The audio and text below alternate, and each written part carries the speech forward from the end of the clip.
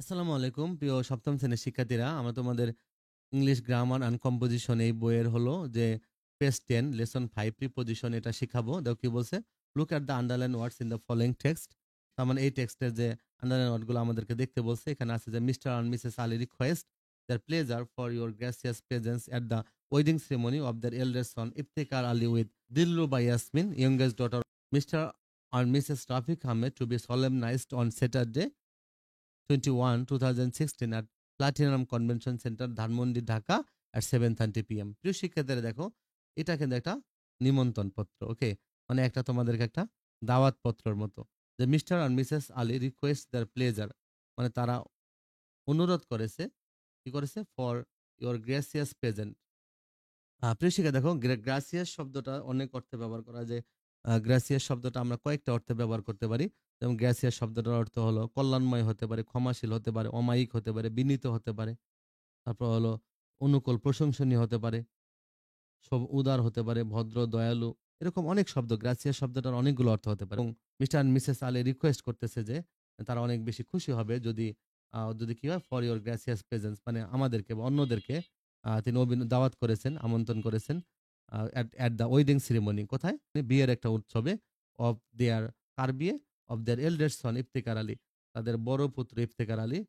এই যে অফ হলো এর, উইথ কার সাথে? যে দিলরুবা ইয়াসমিনের সাথে বিয়ে হবে। তোমরা জানো যে তোমাদের বাসায় অনেক দাওয়াত কার্ড আসে, এগুলো দেখবা দাওয়াত কার্ড এভাবে লিখে, ইয়ংগেস্ট ডটার অফ, তার মানে মিস্টার আর মিসেস আলীর বড় ছেলে ইফতেকার আলীর সাথে দিলরুবা ইয়াসমিন, যে কিনা মিস্টার আর মিসেস রফিকের সব ছোট মেয়ে, ছোট কনিষ্ঠ কন্যা, টু বি সলেমনাইজড অন স্যাটারডে 21 জানুয়ারি 2016, মানে 2016 সালের 11ই জানুয়ারি এটা সলেমনাইজড মানে সম্পন্ন হওয়া, সম্পন্ন হবে। আমরা জানি ম্যারেজ সেরেমনি, ওয়েডিং সেরেমনি, যেহেতু বিয়ে সম্পন্ন হবে অন স্যাটারডে মানে শনিবারে। এখন বলছে কোথায়? অ্যাড দেখো, এখানে প্লেস স্থান দিয়েছে, এখানে প্লাটিনাম কনভেনশন সেন্টার দিয়েছে ধানমন্ডিতে, ঢাকা। একটা টাইমও দিয়েছে, অ্যাড দিয়ে 7:30। ঋষিকে দেখো, আমরা এই প্রিপোজিশন গুলো দেখো, আমরা যখন ফর মানে জন্য, অফ মানে এর বোঝায়, আবার অ্যাট মানে হলো নির্দিষ্ট প্লেসের পূর্বে আমরা অ্যাট জানি, নির্দিষ্ট টাইমের পূর্বে কিন্তু আমরা জানি অ্যাট হবে। আবার দিন, তারিখ, এগুলোর পূর্বে অন অন বসে। তাহলে এভাবে দেখো, আমরা জানি এভাবে বিভিন্ন অর্থে প্রিপোজিশন গুলো বসে। তো এখন দেখো এখানে কতগুলো প্রিপোজিশন আছে, আমরা এটা শিখবো। এছাড়া আমি তোমাদের কতগুলো প্রিপোজিশন দিয়ে দিব। তোমার যেহেতু তোমাদের একটা গ্রামার আইটেম আছে প্রিপোজিশনের, সেটা খুবই ইম্পর্টেন্ট। তোমরা আমার ওই গ্রামারের প্রিপোজিশনের ভিডিওগুলো দেখে ফেলবা। This words are call preposition. এই যে আমরা যে ওয়ার্ডগুলো দেখলাম, যে ফর, অফ, অ্যাট, এগুলো কিন্তু শব্দগুলো কিন্তু প্রিপোজিশন। তাহলে preposition is followed by a noun or it's equivalent. তাহলে দেখো, প্রিপোজিশন কিন্তু আমরা জানি নাউনের পূর্বে বসে। With the following preposition in sentences of your own, মানে তোমার নিজস্ব কতগুলো সেন্টেন্সের মধ্যে এই নিচের প্রিপোজিশন গুলো ব্যবহার করবা। দেখো শুরুতে উইথ আছে, তাহলে I went to the market with my mother. Okay, আমি আমার মার সাথে মার্কেটে গিয়েছিলাম। এবার তোমরা সেন্টেন্স লিখবা। তারপর অন আছে, দেখো the books are kept on the table, বইগুলো টেবিলের উপর রাখা। দেখো কোনো কিছুর উপরে অর্থে যদি আমরা লাগালেগে টাচ করে কোনো কিছুর উপরে রাখি, তাহলে অন দিতে হয়। আর যদি আমরা উপরে থাকে, লাগালেগে না, তখন ওভার দিতে হয়। যেমন আমি যদি বলি the fan is over the table, টেবিলের উপরে ফ্যান, এখানে আমরা ওভার ব্যবহার করব। আর যেহেতু টেবিলের উপরে বইগুলো রাখা থাকে, লাগালেগে টাচিং থাকে এখানে, এই জন্য আমরা অন লিখবো এখানে। হ্যাঁ, the books are kept on the table. In দেখো, she lives in Dhaka with her family.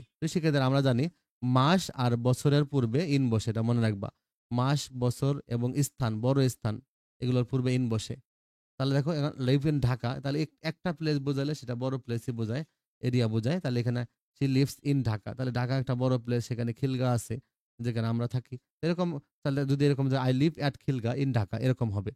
এখানে হলো কি, যে she lives in Dhaka with her family, এভাবে লিখতে হবে।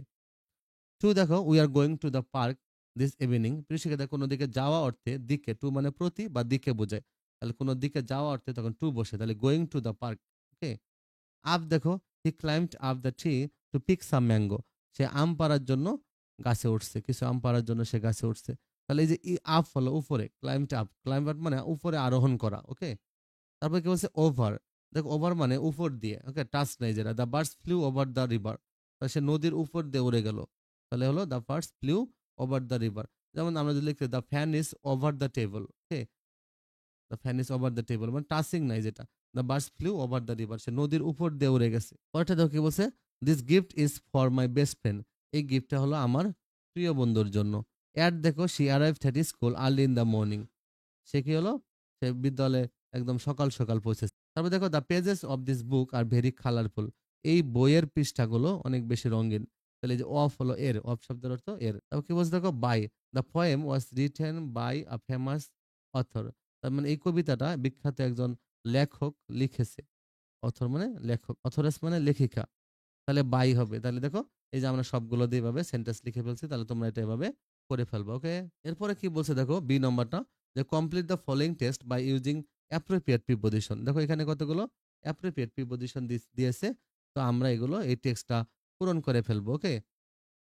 দেখো কি বলছে, complete the following text by using appropriate preposition, মানে উপযুক্ত প্রিপোজিশন ব্যবহার করে আমাদের টেক্সটটা পূরণ করতে বলছে।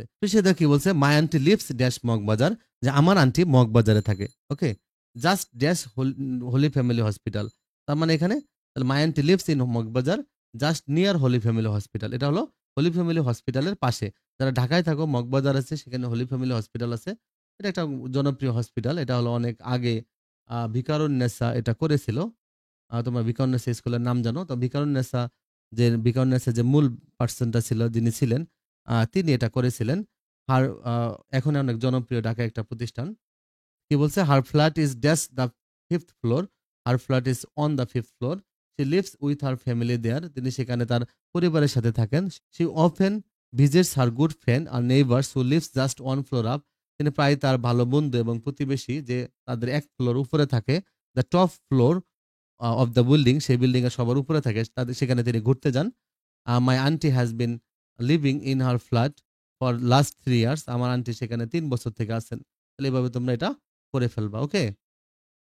তাহলে প্রিয় শিক্ষার্থীরা, তাহলে তোমরা আমাদের চ্যানেলটা সাবস্ক্রাইব করে রাখবা, এবং তোমরা কোনো কিছু না বুঝলে আমাকে কমেন্ট বক্সে লিখবা। আর অবশ্যই তোমরা কিন্তু আমার প্রিপোজিশনের ভিডিও দেখবা, তাহলে তোমরা সবকিছু পারবা। ভালো থেকো।